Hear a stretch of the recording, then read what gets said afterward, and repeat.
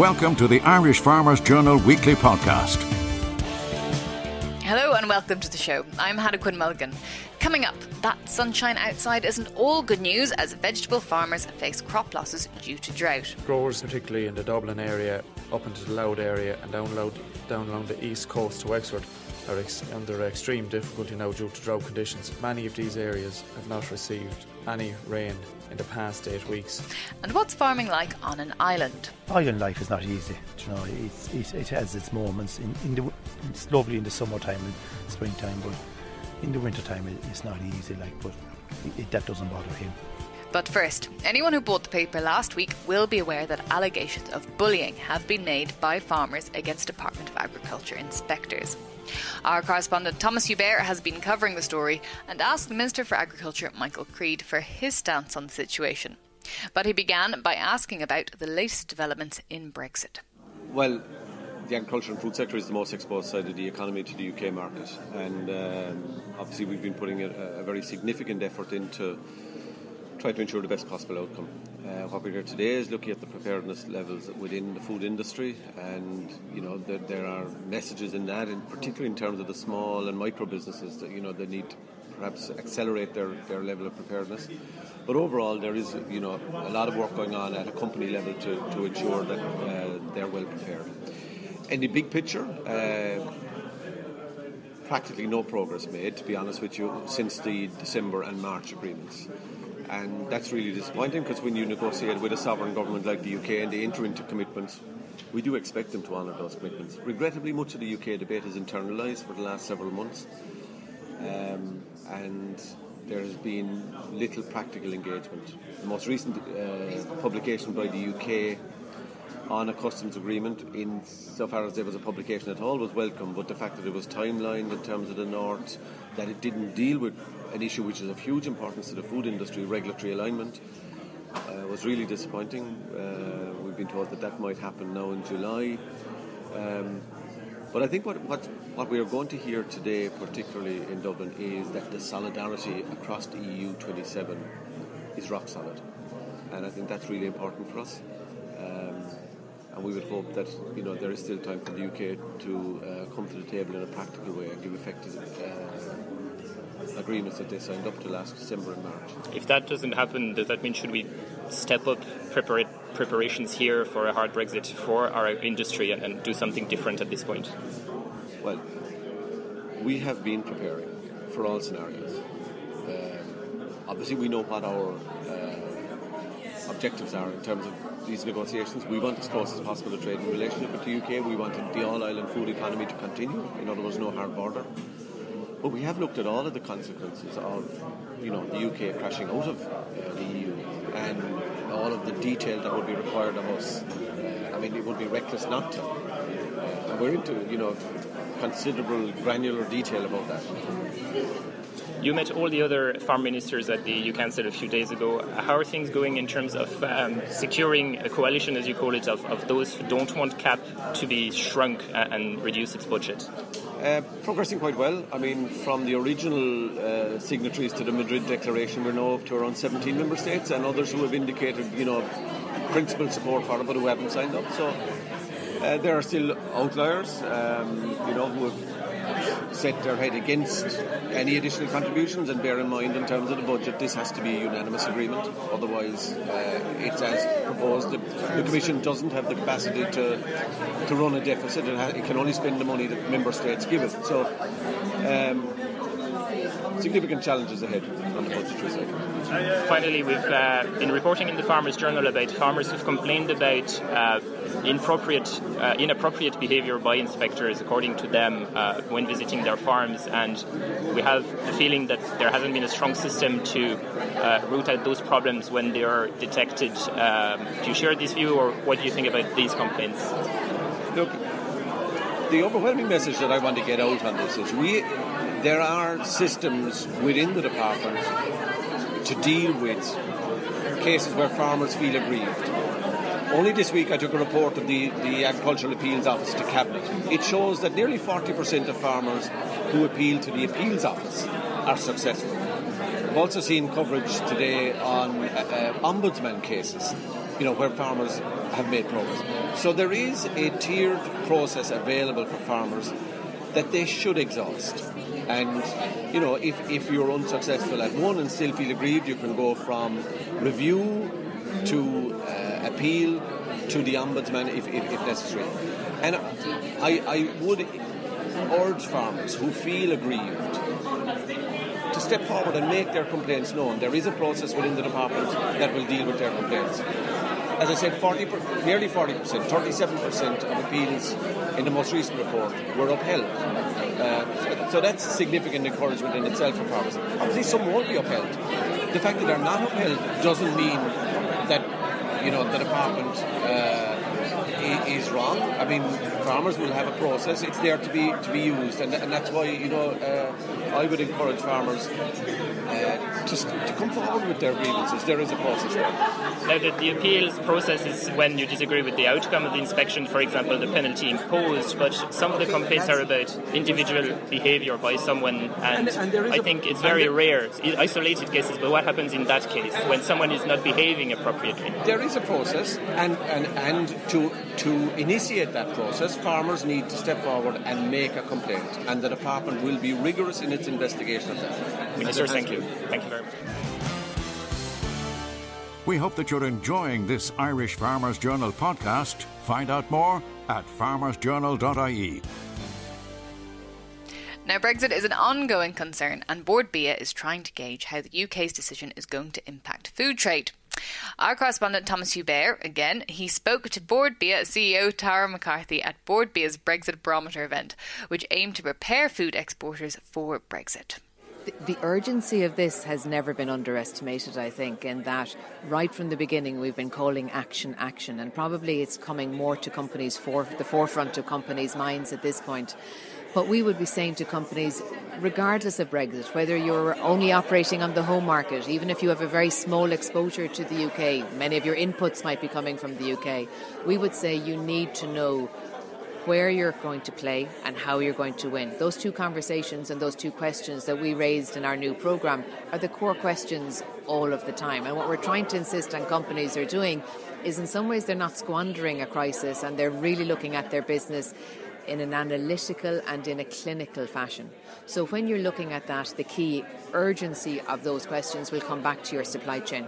Because if you are bringing product through the UK, or if you are bringing product back into the UK, you have risks that are facing your business that you need to map, understand and get control of. And I think our conversation today, be that on the supply chain, on the customs, and really educating yourself on this new vocabulary, will be the urgencies that we would suggest to companies. And that's why we're putting in and repeating those seminars, those workshops, those masterclasses to help companies. But what we're also doing is making it as easy as possible for companies to engage with us. And that's why we're putting so many of these programmes online through webinars, as well as doing physical masterclasses, to make sure that this information is available to companies no matter where they are and at what time of the day they can get access to it.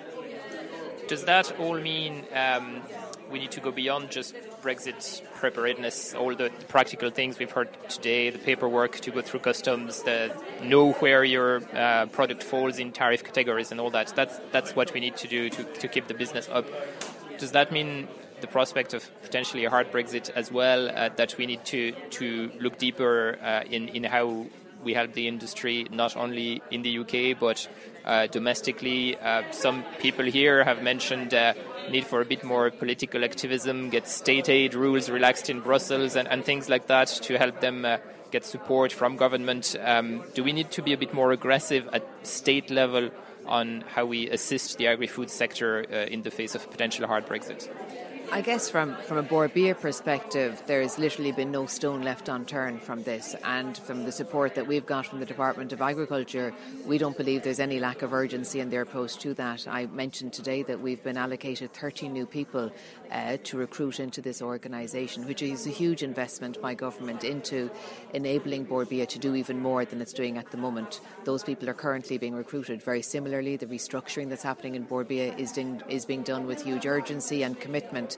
The new processes, everything here is being done from a perspective of how do we ensure that the food industry can be the best that it can be. Because Brexit isn't the only crisis that we're facing.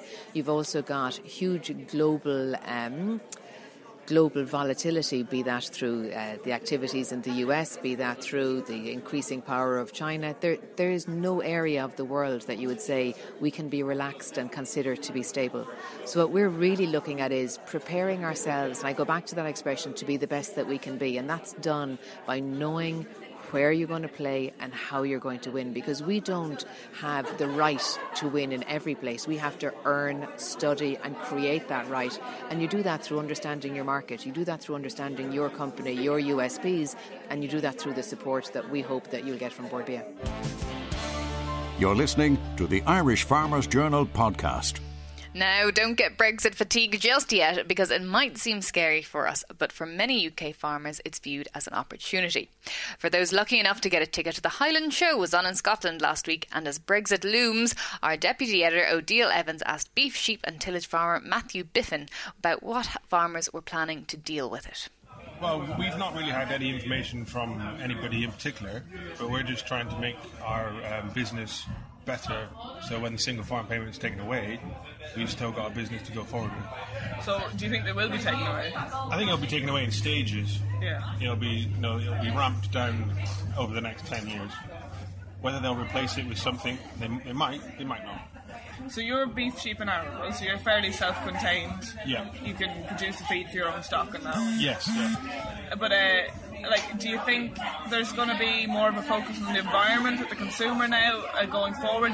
Like, the biggest problem really is the fact that the farmer isn't really in with the politician here, isn't it? Yeah, I would imagine it's going to be geared towards Tesco's and the supermarkets and the consumer to show that we're actually looking after the land better. I think that's what it'd be geared towards, I would imagine. And in terms of the price of beef and everything, I mean, obviously Scotland's probably the best beef price in Europe anyway, but I mean, if you've less, say, Irish beef going into the market here, do you think that your price of beef will go up, or do you think you'll do a deal with Mercosur? What do you think that'll help? I don't know. I think it's a difficult one to say, really. It might go up, it might not. But it depends if Scotland decide to really get behind Scottish beef. That would be the main thing, is if they get behind it, then, yeah, it will help us out a lot. Well, they do say Scottish consumers do like to see Scottish on things, don't they? Oh, yeah. The Scottish lamb's a big one as well. Yeah. They really do need to get behind this. So you're making yourself more efficient. What are you doing to make it more efficient then? Well, we're trying to use fertiliser more correctly, looking at better yields from the crops by using the correct sprays at the right time. Looking at different breeds of cows to obviously get smaller cows so they finish quicker. That sort of thing, just to try and push us on a bit better. Are you keeping the sheep then as well? Yeah, well, we're hoping to keep the sheep. We're going to cross to mules, so they seem to look after their lambs a lot better. So we're trying to push that bit, because they're obviously making everything more efficient, and they're keeping the grass clean and making it thicker swards for our cattle coming through afterwards. So yeah. So it's more labour efficient. And who's working on the farm? Well, it's just me, my dad, and his wife Fiona, really. So we've got to make everything as easy as possible. Yeah. So how many sheep are you kind of managing between you? Well, there's about 250 lambing ewes. So it was a fair amount. And then we've got 120 odd cows to calve as well. And you're finishing them? We're hoping to finish them. We're just stores at the minute. We're just on with stores, but we want to get into the finishing routine. Yeah. So, we just want to make everything as easy as possible. Yeah. We want to go into more winter crop as well. We're doing too much spring crops. And this year's been tough on the spring crops, has it? Oh, yeah. Our spring crops are all dried out, unfortunately. They need a week's worth of rain, really. Well, they needed it 3 or 4 weeks ago. When did you get to sow? We finished sowing on the 1st of May. So it's not too bad, but it did need that 3 weeks worth of rain a long time ago. It didn't get it. It got that couple of days the other day, but it's not done any good. The Irish Farmers Journal Weekly Podcast. Now this week, if you pick up the paper, which I'm sure you always do, you can read about farmer Pat Sweeney in our special Farming on the Wild Atlantic Way supplement. Pat has been running a B&B and farm walks along the cliffs of Moher, and I spoke to him about what tourists get out of the experience. In the summertime here, you have the animals out in the fields here, and like yesterday I had 2 farmers from America, and we were talking about farming here and how it was like to live off the land here, and what it was like to live here. Actually, how the stone walls date back to what ages were the stone walls put in here. The fence posts is the easy dry fencing post here on top of the cliffs here. All this sort of stuff here. And I'd like to hear about the breeds of the cattle we have here, the Charolais, the Limousines, the Anguses, and these sorts of breeds here. And just farming in general. My own farming life here, I'm a suckler farmer here on the edge of the Cliffs of Moher here. I run a handful of suckler cows here, and I run a few beef cattle as well. Right here on the cliffs? My farm now is on the Doolin side here. Okay. And my home farm is on the Doolin side, and then my outside farm then is also on the Doolin side as well. So I have two farms here on the Doolin side of the Cliffs of Moher here. And how many acres, do you have? Roughly about 100 acres, I suppose, or 110 acres between both of the farms here. 110 acre of a farm in somewhere like Tipperary, you can make a living off. Not here, no. Definitely not here. I would always say to farmers, come and see the farmland I'm trying to deal with. Our grass growth here is about 6 weeks behind other areas here in Ireland here, and also along the edges of the cliffs here, our land is exposed to the salt coming off the ocean, and also the wind as well. So that has a major factor here. So I run about 60 cattle here on my farm here, and I suppose you couldn't compare this to the Golden Vale of Tipperary, which I have a brother farming up in Tipperary, and he keeps telling me, you should be holding more cattle on your farm, but you can't deal this. You can't. What I'm actually doing here is what I said already. I can't expand in farming, but with my guided walks here, I'm farming the view here, and I say that to people every day, and they understand why now when they see me something like this. The guided tours on the cliffs here happened by chance, really, with my bed and breakfast, and we started developing the walk here. And I was in my kitchen one day, and my wife came in with two couples staying from America, and it was at the start of the trail being developed here. And my wife came into the kitchen and she said that the two couples inside, they want to see what you're doing here with the trail and what it's going to be for the future. And Mary, my wife, said if they walk out with you today and you bring them down to the bottom of the farm and show them some of the cliffs there and the views, she said they'll stay around. They might stay a second night with us. So it was a good woman. It was her entrepreneurship there. Entrepreneurship there. And I suppose I came down and I brought him out onto my farm. I showed him the views from my farm, and they loved it so much. It was a lovely day. We walked all the way to the Cliffs of Moher Centre here, and Mary, my wife, came over, picked us up, brought back home. We went down to O'Connor's pub with a bite to eat and a few pints. And those two couples were delighted with the experience that day. And they came back home. They stayed with us the second night in the bed and breakfast. And the following morning, this is what kick-started the whole lot. They wrote on the visitors' book at the house, as pet for the tour of the Cliffs of Moher. And the visitors just started calling to the house, looking at the book, and they're saying, what time is the tour starting? And I would say, there's no tour. I don't do tours. So eventually, I just had to give in. And I went down to O'Connor's pub and I started doing my tours from there. So my tours just happened by chance. But here I am. I've been doing the guided walks in the cliffs now since 2012. And could you do without them? Say, to be honest now, from a farm income point of view, would you need to have that extra bit coming in from, like you said, the agri-tourism? Between my guided walks here on the cliffs here and the bed and breakfast scene that has been established now with the last 20 years here, live off the farm here, impossible. Expense-wise, with the diesel expenses, the plastic expenses on the farm here, and just with the expenses in general on farming here, impossible to survive here. I had to go into agritourism, as I said, 20 years ago with the bed and breakfast, and now 2012 with the walks here. And the popularity of the Cliffs of Moher as well has exploded. Yeah. Like 2007, 2008, visitors numbers to this area here, to the Cliffs of Moher Centre here, was roughly about 700,000 visitors per year. And last year it broke all records here at 1.5 million. And growing. That's nearly a quarter of the population of Ireland when you think about it. It is, yeah, it is. And, I can see this Cliffs of Moher here and the whole area here, visitor numbers are growing here. And I don't know where it's going to stop. But what it's also doing is it's helping the local economy.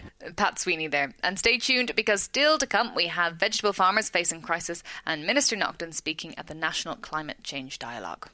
farming through the heat wave. This week's Irish Farmers Journal has essential advice for all farmers, including coping with tight grass supplies, ensuring your animals are getting enough water, how to diagnose, treat and prevent heat stress in animals, and we've top advice for farmers on minding their own health. Plus, don't miss your free 72-page Animal Health magazine with vital information for all farmers on how to improve the health of your stock and deal with disease outbreaks. Only inside this week's Irish Farmers Journal, on sale today. Now, while the Irish Farmers Journal has learned that agriculture will not be subject to a specific carbon tax, the industry as a whole is responsible for contributing up to a third of all Ireland's carbon emissions, according to the EPA.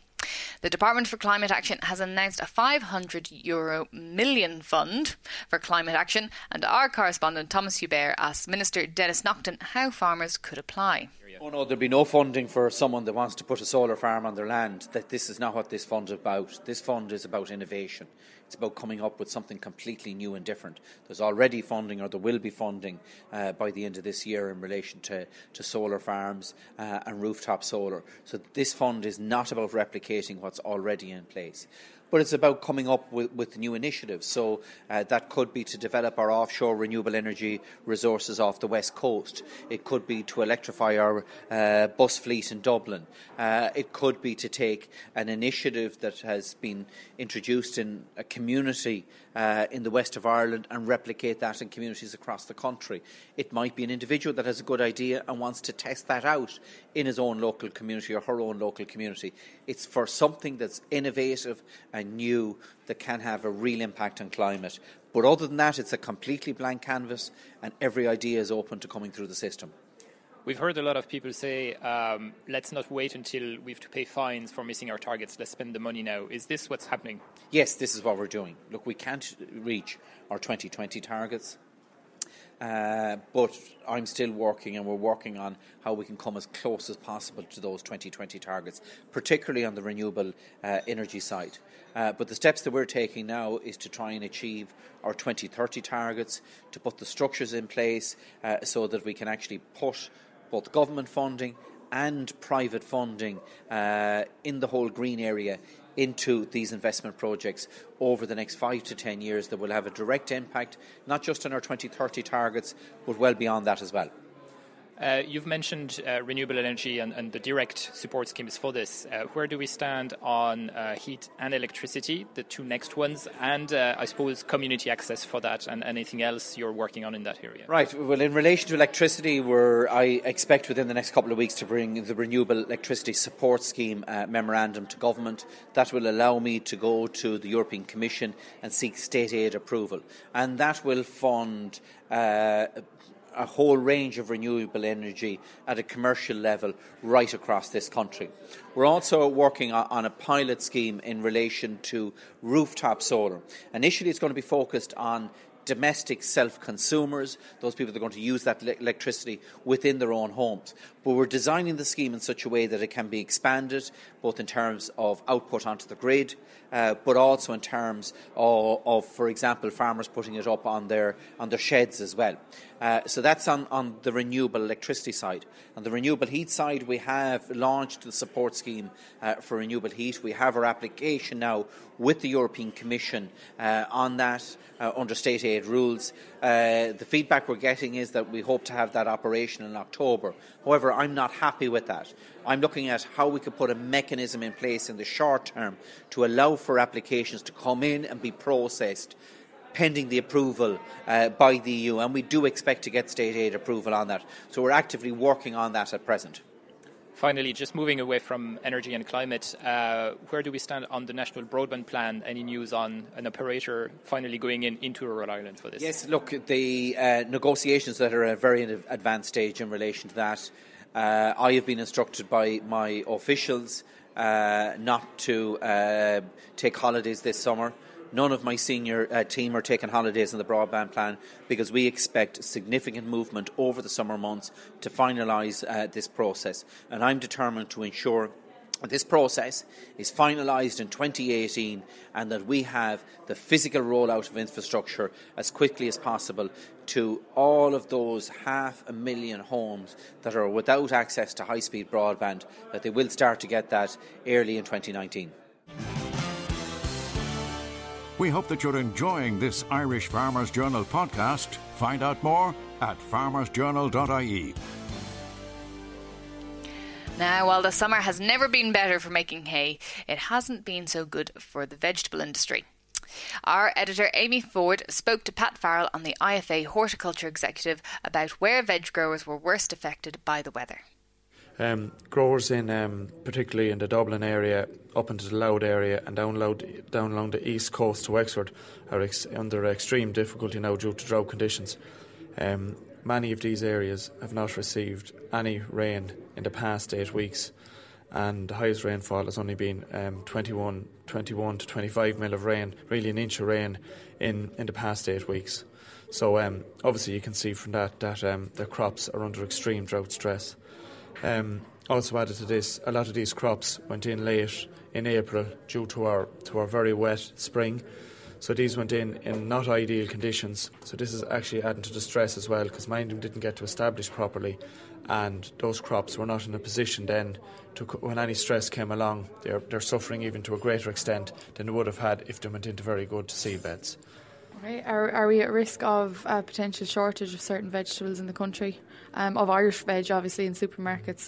Supermarkets can import if they so wish, but of Irish vegetables and fruit, are we looking at a shortage potentially if the current weather keeps up? Yeah, on the fruit end of things and that we're not so bad, but certainly on some of the veg crops, said like the cauliflowers, broccoli, a lot of those brassicas, we could be looking at shortages, and what we'll actually get as well, we'll actually get gluts at times because crops will come together. And but in general we could see scarcities, and it looks like the UK as well are having similar weather. But we would hope that instead of supermarkets looking to import crops from abroad, that they would actually support Irish crops and Irish growers, to make sure that they're around next year. Because if a lot of growers don't get through this year, they're already under severe pressure from low farm gate price for the last 3 years. This could be the final straw for a lot of them. So we're really calling on all the retailers to actually offer, really to keep these growers in business. And many of these retailers, which is a good thing in my opinion, are in Origin Green, and that's all about sustainability. And this is a great opportunity to show their sustainability credentials by sustaining these growers through this difficult time. You're listening to the Irish Farmers Journal podcast. And finally, farming on an island off the coast of County Clare might conjure up images of a stony Aran island, but the Ganaan family have their own slice of prime limestone land more akin to the Golden Vale, tucked away on the Shannon estuary.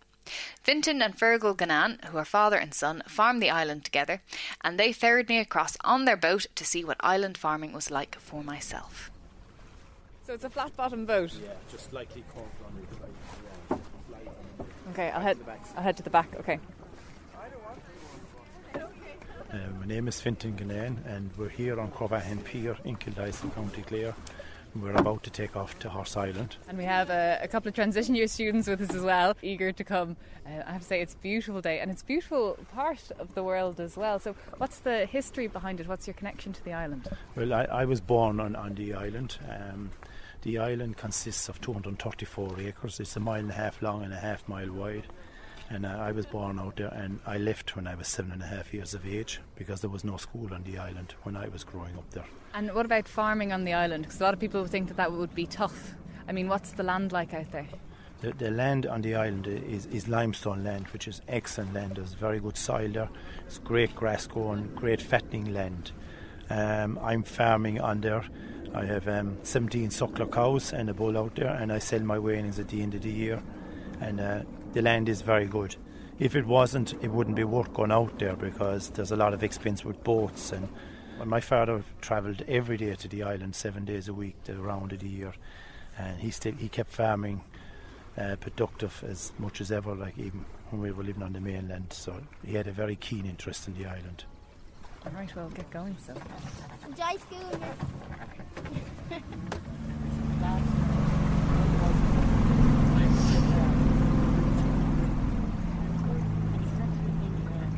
I'm going to put out the full rope, or most of it. Wait a second now.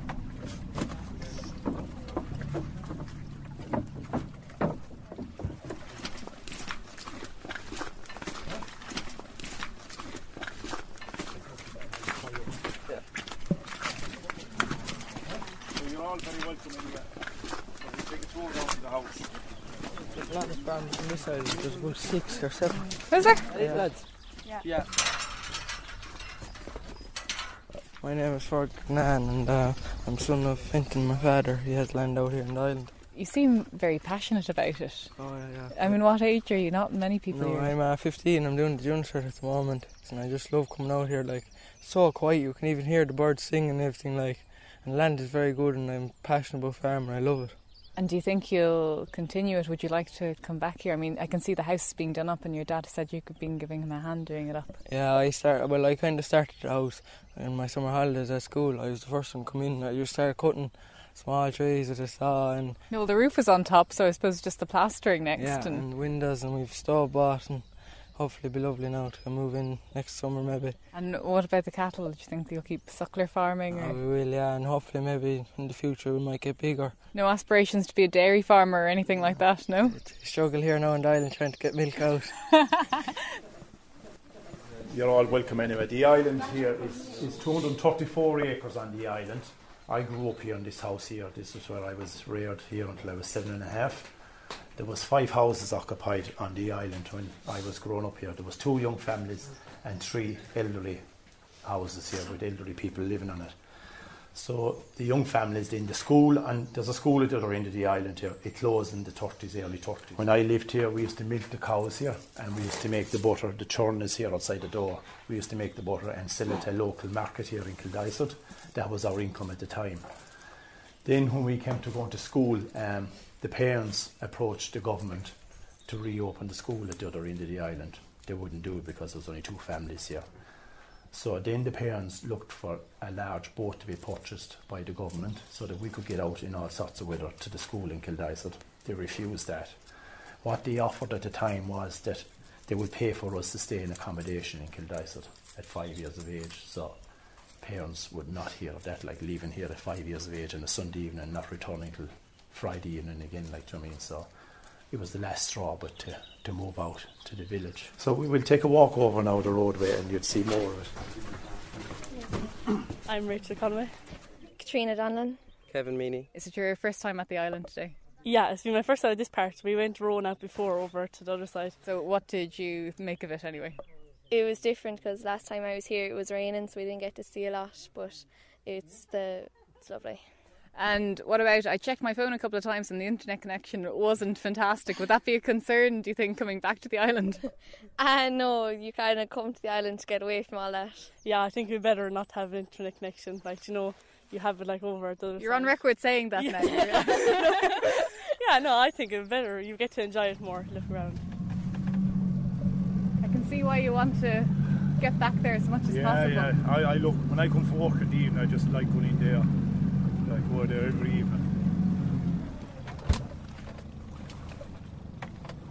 What are your plans for the future? Do you have any? Are you going to try and bring Americans onto it or tourists? So what are your plans? A lot of people say this to me, like that I'm sitting on a gold mine with tourists and a house out there and renting and all that. I haven't any real plans at the moment. I just want to do up the house at the moment for ourselves. I've done the family tree, and Fergal is the 7th generation that I can go back to farming on Horse Island. Like, so I'm delighted that he is actually taking an interest, because island life is not easy. You know, it has its moments. It's lovely in the summertime and springtime, but in the wintertime it's not easy. Like, but that doesn't bother him. Fintan Gannan there. And that's it for this week. Thank you very much for listening, and be sure to stay up to date with all the farm news on our Facebook, Twitter and Instagram accounts. Till next week, enjoy the weather and be sure to slap on that Factor 50. The sound engineer this week was Ferdia Mooney, and I'm Hannah Quinn Mulligan. The Irish Farmers Journal podcast, online at farmersjournal.ie and on iTunes every Thursday.